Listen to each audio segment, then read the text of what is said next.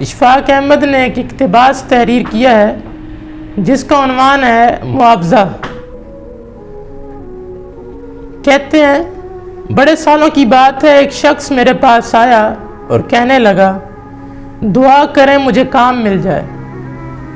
میں نے کہا تم یقین سے کہتے ہو تمہیں کام کی تلاش ہے؟ کہنے لگا حد کرتے ہو، میں پچھلے 2 سال سے بیکار ہوں، اگر مجھے کام کی تلاش نہ ہوگی تو کسے ہوگی؟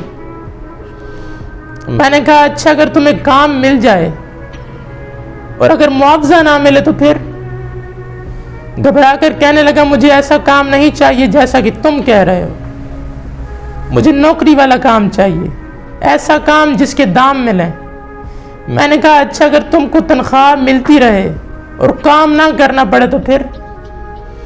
کہنے لگا سبحان اللہ، ایسا ہو جائے تو اور کیا چاہیے؟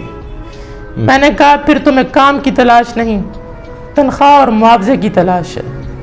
تمہیں کام کی تلاش نہیں، تمہیں تنخواہ اور معاوضے کی تلاش ہے۔ اسی طرح ہم خدا کے ساتھ کرتے ہیں بظاہر عبادت، باطن کسی اور شے کا طلبگار ہوتا ہے۔